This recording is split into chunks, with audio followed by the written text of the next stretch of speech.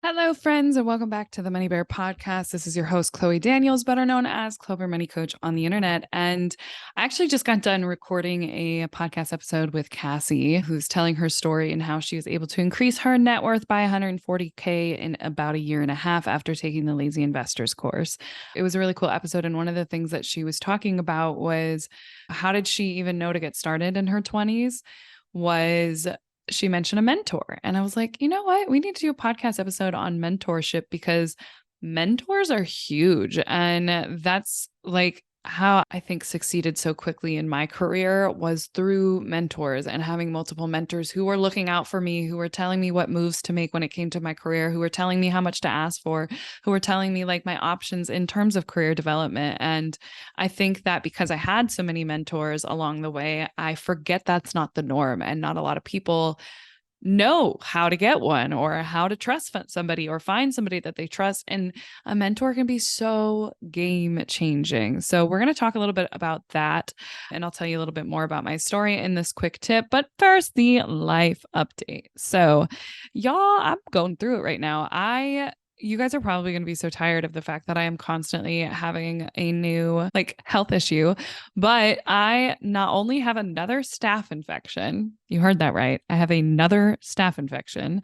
My tattoo that I got is now infected as well. I'm guessing it's likely tied to the fact that I have a staph infection.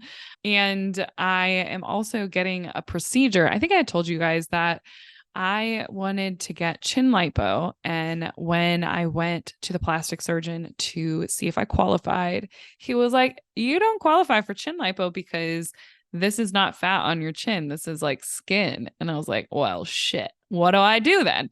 So he recommended this treatment called Profound RF, which is super expensive, but it's supposed to be like a non-invasive facelift almost. And I'm only targeting the lower half of my face that I have an issue with. So anyway, I'm supposed to get that tomorrow. I'm filming this on Wednesday, September 6th. I'm supposed to go in tomorrow. And not only do I have a staph infection, I also have an infected neck tattoo. And I'm just like, what is happening with my life? And the only reason I'm not panicked or not freaking out about it is I'm already on antibiotics I just started antibiotics today for the procedure that I'm getting tomorrow. So today was so chaotic because I got into a car accident about a month ago and it was just a fender bender. Somebody ran into me when they were backing up and it ended up being a little under $1,000 of damage. And so I was like, okay, I might as well get it fixed because it's an old car and I want to keep it around as long as possible because I don't like buying new cars.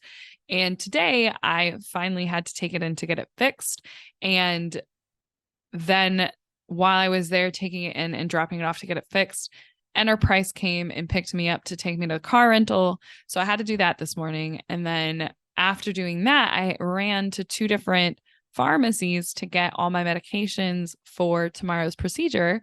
And the first pharmacy was like, we can't fill one of these, or you're just going to have to pass on one of the pills. And I'm like, that's insane. Why would I do that? And so then I had to go to the next one. And then it was a shit show. They changed things last minute. I had to call the place multiple times to just be like, what is going on? I kept getting hung up on. It was just chaos. So that ended up being 2 hours of my morning of just running around like a crazy person. And then I got home and was like, cool, I have an infected tattoo. I've never had an infected tattoo. I think it's my fault because I think I left the second skin on for too long. I left the second skin on because I was like, I'm going to Big Bear and I'm going to go hiking and I don't want to worry about my tattoo while I'm in Big Bear. So I'm just going to leave the second skin on.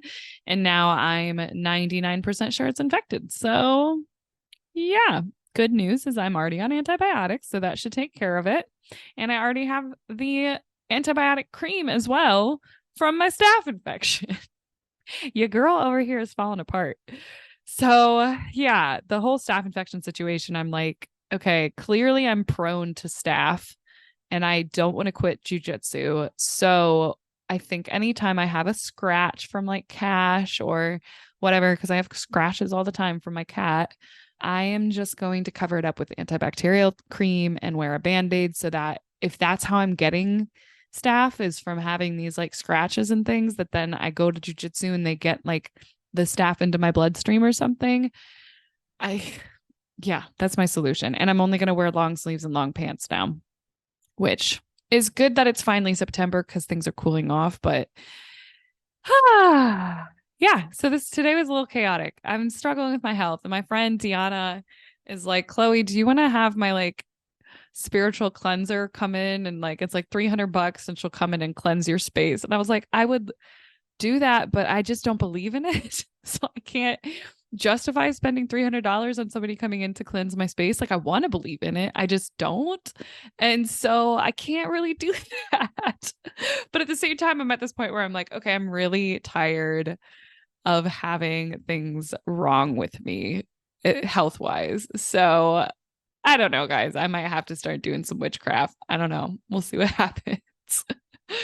And at this point, you can hear me laughing about it because I'm like, it's just ridiculous how many things have happened since I've moved to San Diego health wise. And I get it. It's mostly because of the fact that now I'm doing a combat sport, but it's just wild. So that was my chaotic morning. And that's my life update. I'm getting profound RF tomorrow.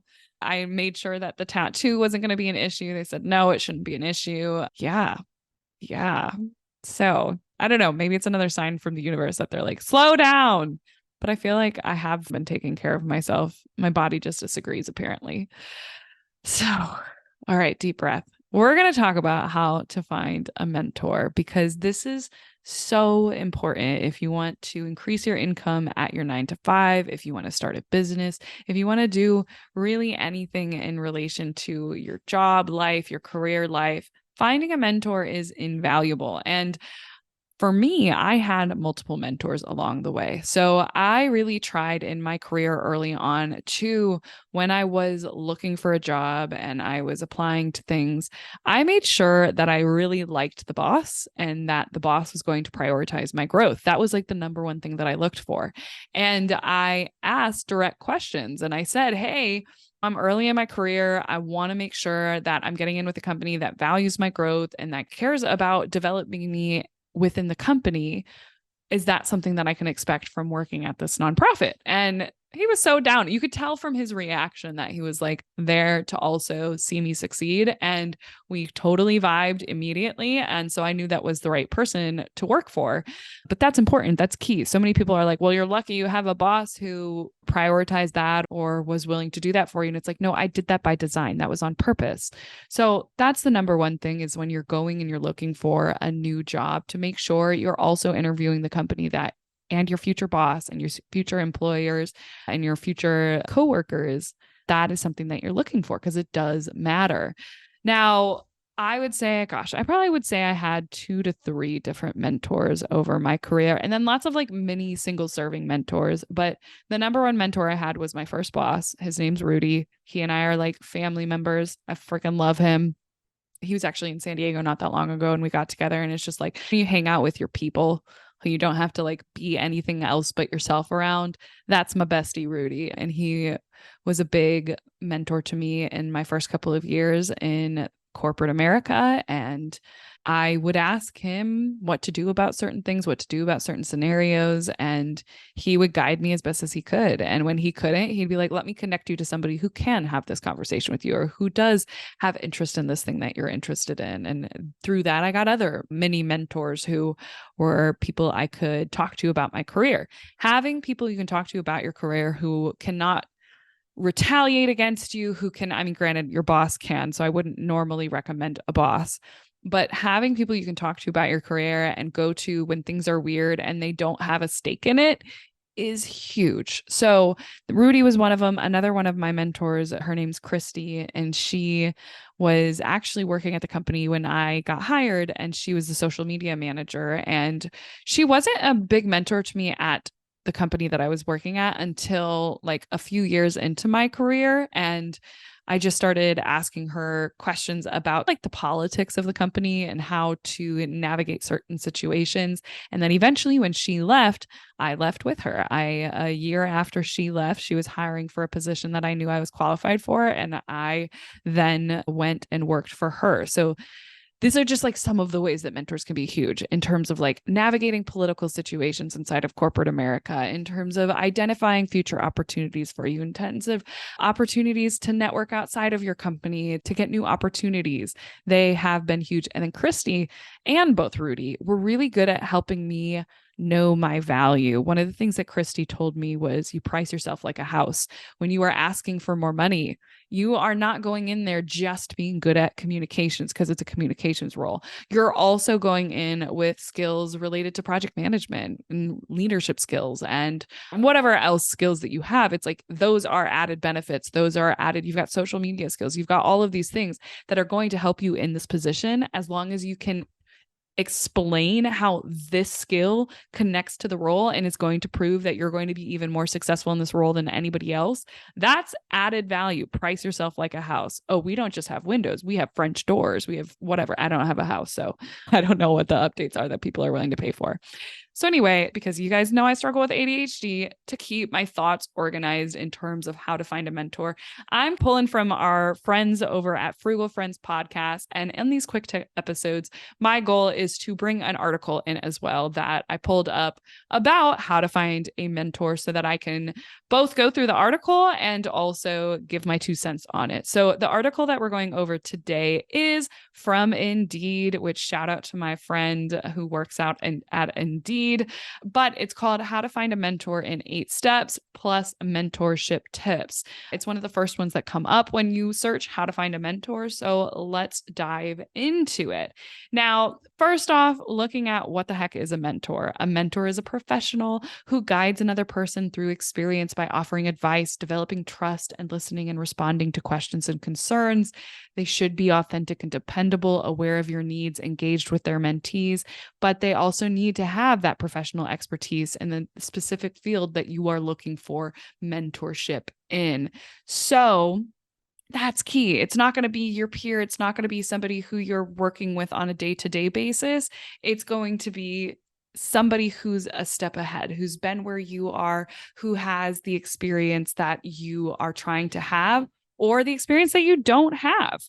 So what are we talking about in terms of benefits of a mentor? There are a lot of benefits to having a mentorship.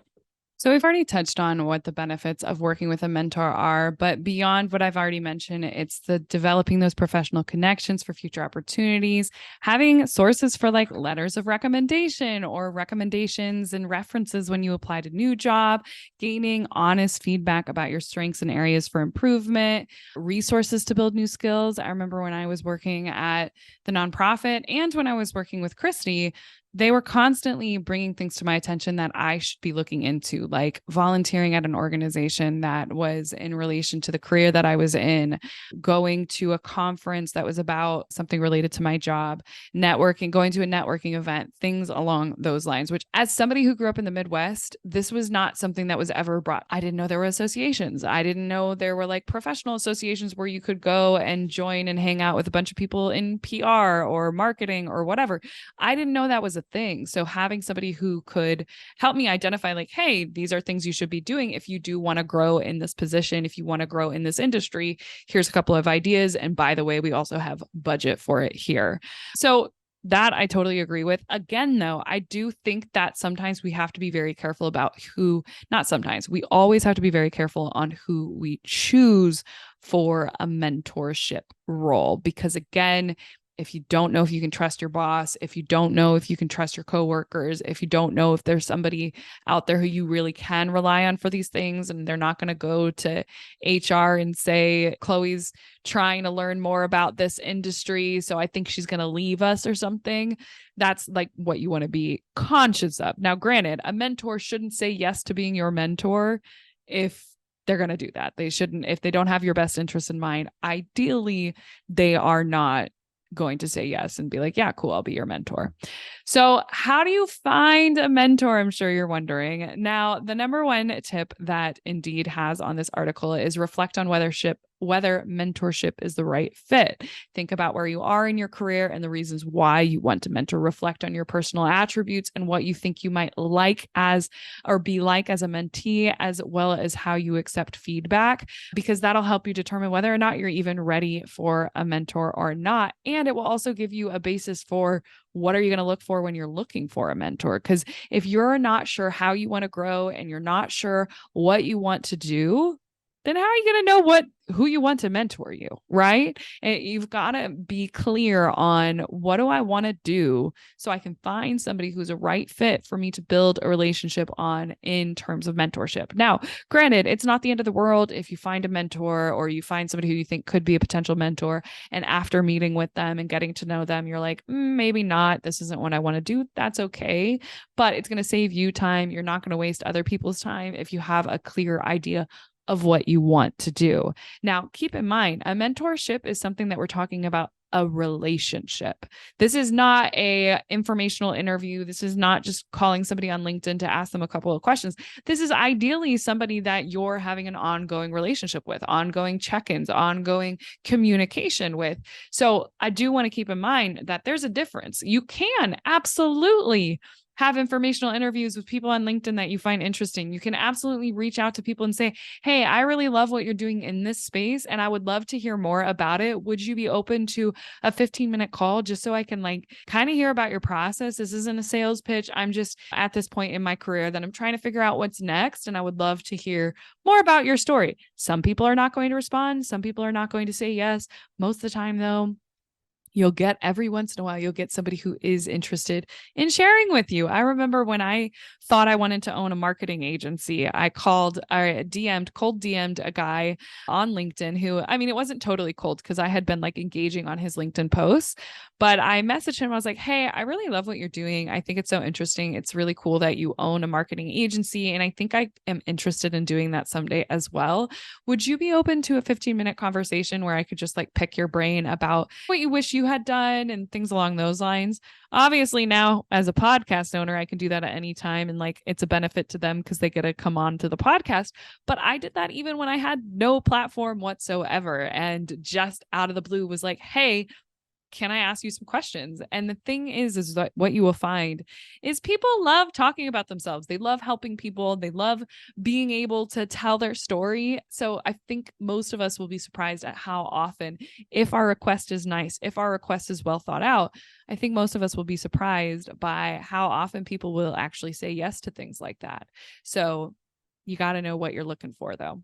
Now, number 2 on how to find a mentor from this Indeed article is identify your mentorship needs. So we already looked at that, but outline the goals. What do you want from your mentor? Have you an idea of whose skill set you're actually looking for? Are you trying to learn how to increase your income? Are you trying to learn how to move into a different industry? So that kind of very much, it ties into whether or not mentorship is the right fit, but really identifying who is going to be the right mentor. Well, in order to identify who the right mentor is going to be for you, you got to know what skill set you're looking for. Are you trying to stay in the same industry and just go up the corporate ladder, or are you trying to make a switch, make a pivot, learn about other things? What are those things that you really need? Because again, you're going to have to pick somebody based off of your mentorship needs. I feel like with mentorship, it's often just somebody to ask the questions along the way. And it's so when it's that kind of a mentorship where you're I just don't understand what to do next. I'm in this situation. What would you do?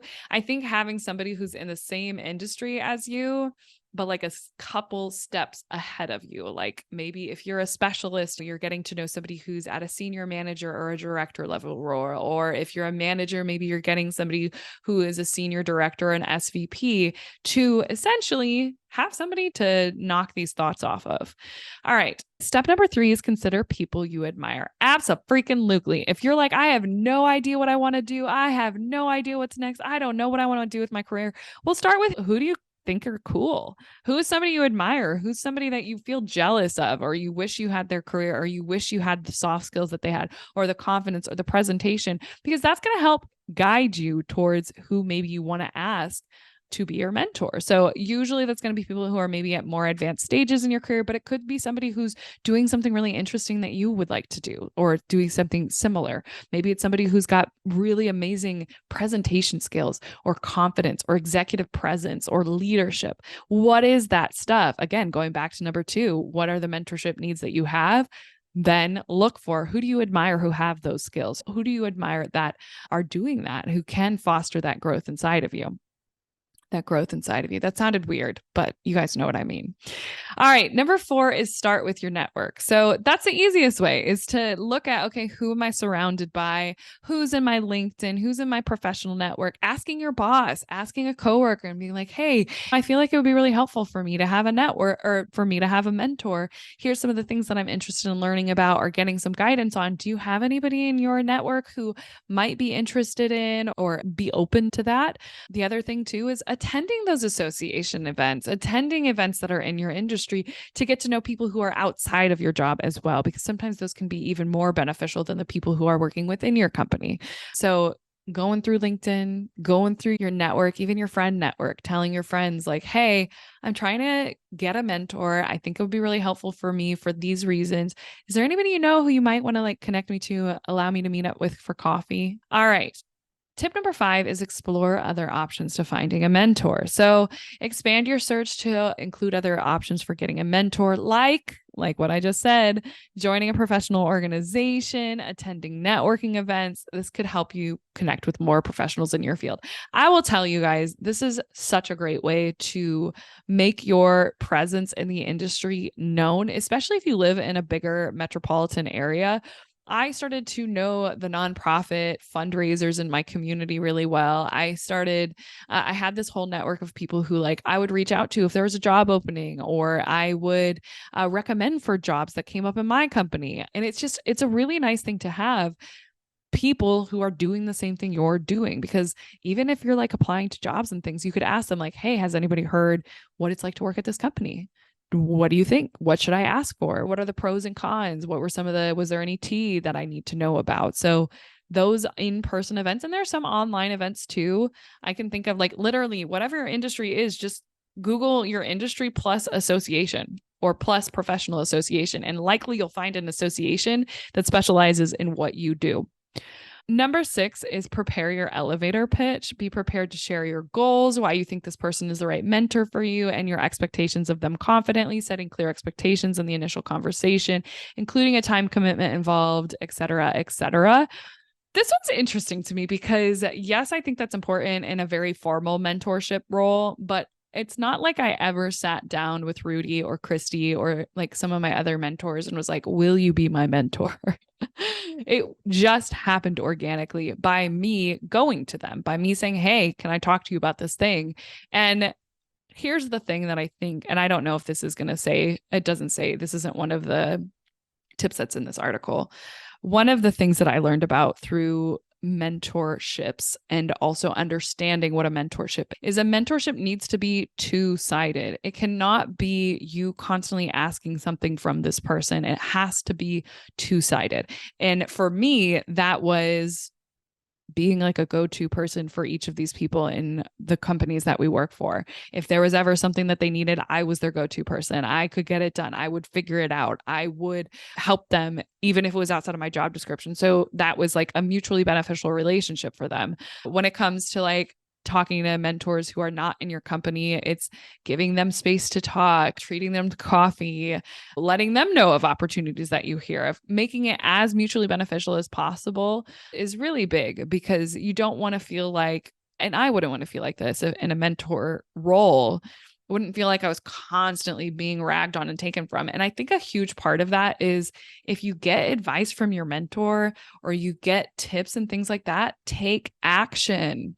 That's huge. It's one of the best ways to reciprocate. It's like there's nothing feels better than somebody asking for your advice and then them actually taking it and it going well. The easy way to burn out a mentorship relationship is to never listen to them, to never do what they say, to never like whatever.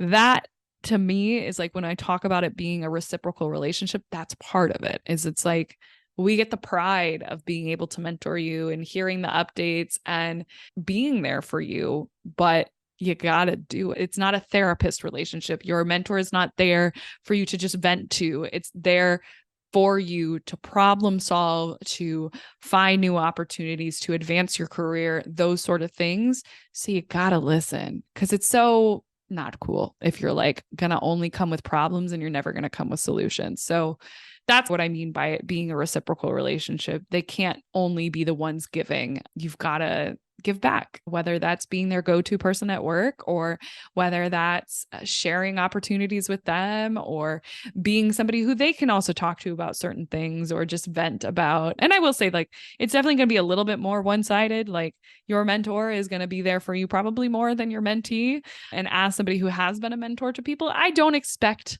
a lot, but the following through, the taking action, the being solution oriented, not expecting me to just be somebody you can vent to, that's huge. It's not just a friendship. Like, of course, we would like a friendship with our mentor, but a mentorship is different. They're supposed to be there for you on this career path. And what we're getting out of it is the joy of seeing you succeed. So I've been on both ends. I've been the mentee and I've been the mentor, and seeing my mentees succeed is huge. But the mentees I had, they took action. They were willing to do the things, and they did not ask that much of me other than like being somebody that they could rely on for advice or rely on for questions and airing things out, and occasionally looking at their resume or things along those lines too. So that's like under the prepare your elevator pitch. Number 7, request a meeting with them. Duh, right? So again, it could be as simple as a phone call where you're like, hey, I really love what you're doing in these things. You have that phone call and you ask your questions and you listen and you take notes. And then at the end of that phone call, if you're like, yes, this is somebody who I do want to have a continuing relationship with, and I would love to mentor me, that's when you ask. You say, hey, would it be cool if from time to time I called you about this stuff, or we grabbed dinner just to like check in on these things? I really valued this conversation and like would love to continue this relationship if that's something that interests you. Boom. Worst thing they say is no, or worst thing they say is you can email me on occasion. Just asking the question, and as long as it was a good conversation and you're reading the room accurately, you should be okay. If they took the call, they're probably willing to continue having a communication with you and having a relationship with you. But, you know, go in for the like, can I have a weekly touch base? That's a no for me. Can I check in with you? Even monthly is a lot. So it's like, can I occasionally check in with you, or could we meet on occasion to go over this stuff? This has been really helpful for me, and it would be really wonderful to have someone like you to bounce these ideas off of. So that's number 7. And number 8 is explain your interests. So you share your elevator pitch to explain your potential mentor, why you want to find a mentor, why you think they could be the right mentor for you, and what you hope to learn from them. It may be helpful to discuss how you may be able to benefit from them as a mentee, answer any questions they have, create a plan for what they do next if they agree. It's important to be respectful if they decline the offer, and it may be worthwhile to ask if they know somebody who has an interest in becoming a mentor, because that is true. Not everybody's going to be interested in mentoring somebody. Not everybody's going to have the time for it or the desire for it. There's somebody outside weed whacking. It always happens on the days where I have like a very little time and I have to squeeze everything in one day. And then it's like the final moment that I can record an episode. It's like, let's weed whack right outside these old windows so you can hear all of it. Hopefully you guys can't hear it, but we're going to wrap up. So again, you don't want to put so much pressure on it that it's like, here's a 10-step plan and a schedule. Like, to me, that's not appealing to me, but another mentor may find that really appealing. And you can ask them like, I'd really love to work with you in a mentorship way. I'd love to continue meeting with you and having this mentorship relationship. Is that something you'd be interested in? And I want to be respectful of your time. Are you the type of person who like wants a plan, or could we casually meet on a regular basis? I think really letting them help you determine what makes sense for you guys, because every mentor-mentee relationship is going to be different. Me and Rudy, we saw each other every day, so we were talking all the time. We had to travel for work together. And often when we were traveling for work together, that's where a lot of these conversations happened, because you're not in the office. You're not having to worry about like, oh no, what if somebody hears that I'm looking for a new job or I'm looking for a new opportunity. With Christy, it'd be like, we'd occasionally go to lunch. That's it.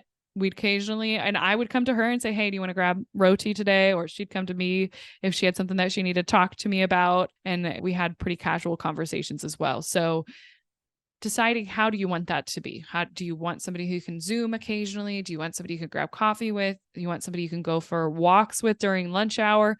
Really being flexible with that. And also understanding, how do they want to have the relationship as well? Because it's not all you, it's a two-way relationship.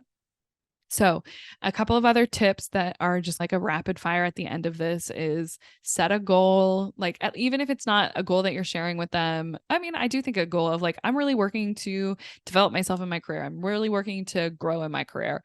I'm really working to increase my income, etc. But also having those personal goals of like, these are the things that I want to learn from this person, so that it's not just you dumping on them every time you see them.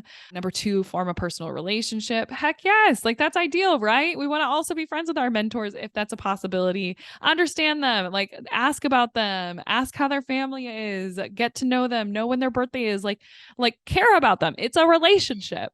Number 3, accept constructive criticism. That's what you're there for. You're there to get tips. You're there to get education. So you accept that constructive criticism, know that it's coming from a place of wanting to help you, and they're there to help you. So they're there to help improve your career or whatever the situation that you're in.